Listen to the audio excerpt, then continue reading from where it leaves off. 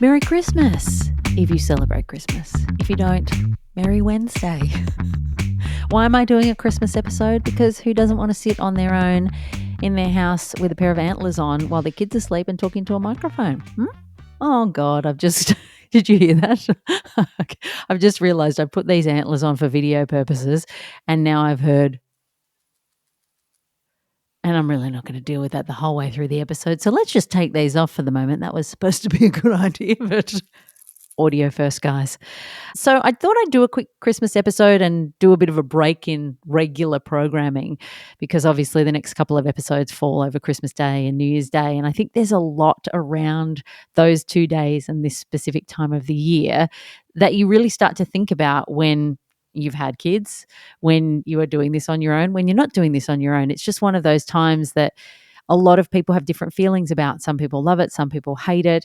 You know, some people have really mixed memories of it. And I think when you start your own family, my big thing when I was younger was I couldn't wait to start my own family because then I would be able to create my own Christmas traditions. And in the last probably 10 or so years, Christmas has kind of just passed me by. And I don't mean that in a sad way. It's not really been that much of a big deal. I look at other people going and having their big family dues. I have absolutely no FOMO. I would say as a person, I just do not have FOMO. I used to have it in my 20s for sure, but therapy, I tell you, I'm going to talk about a lot on this show. I can't recommend it highly enough. It has completely removed FOMO from any fiber of my being. I never get it. I'm not interested in it. I would never be looking at somebody's photos of them having a good time on Instagram and say, I wish I was there. I will always say, God, I'm glad I'm home. So I never looked at people's big Christmas things and thought, I wish that was me. And I always had really quiet Christmases. It was, my mum lived away before she passed away. Then she passed away. And then I was looking after my dad for a lot of years. My sister lives overseas. It would just be usually my dad and me for lunch. And then I'd come home and just hang out in the afternoon. And honestly, that was one of my favorite days of the year because nobody wants you. Nobody's interested in you. Everybody's got plans.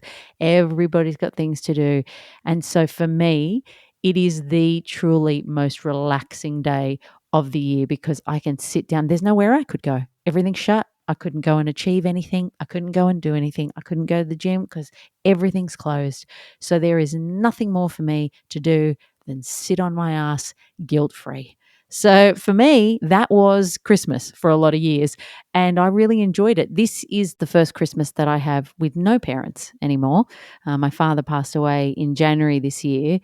So it's the first Christmas for me and Olivia on our own. And I'm really excited about it because, let's be honest, last year didn't count. She was almost one, i.e. a blob, and had no idea what was going on.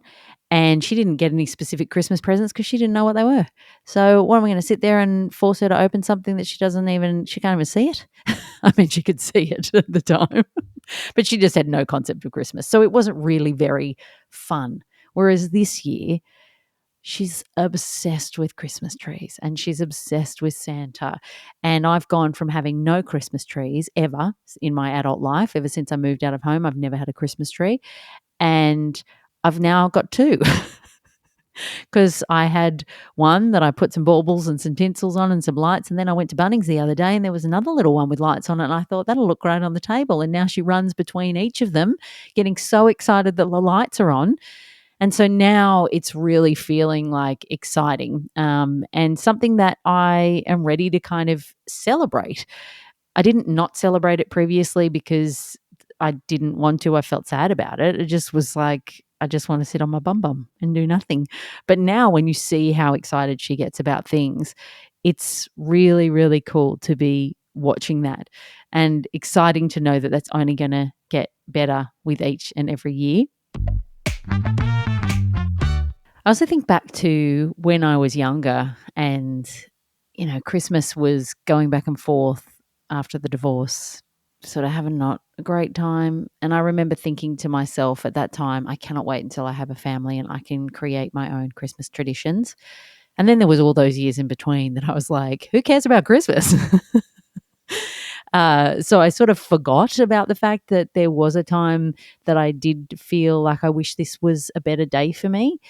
And so now when I think back to that, I'm like, oh, wow, I'm here now. I'm actually at the point where I get to do this in the way that I want to do it. And I'm going to tell you right now, I mean, I might eat my words and be doing this in a year, but at least right now, me is like, I am not, and I'm going to say it this way in case you're listening with the family in the car, I'm not inviting Elf on the Shelf over to my house because once he's a house guest, he never ever leaves.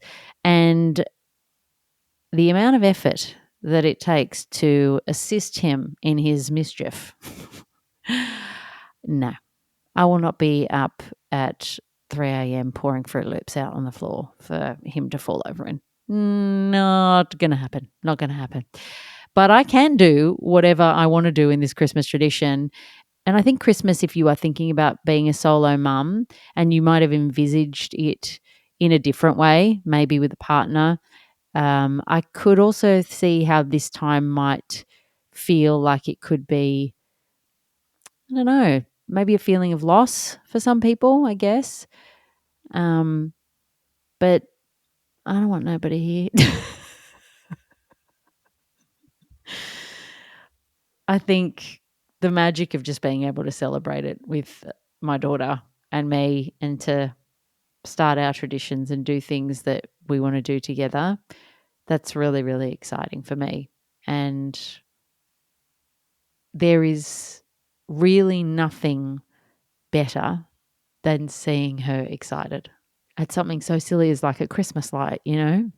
We have some Christmas lights near us. They've got the whole blow up. They've got half of Bunnings out on their lawn. Literally. I look at those things and I'm like, thank you so much for doing this because my child can come and sing Jingle Bells with your blow up Santa for 45 minutes and drive me insane. Actually, no, it doesn't drive me insane at all. I am the dancing moron there who's dancing along while she sings Jingle Bells. But I look at that and all I can think of is the pack up and the pack down.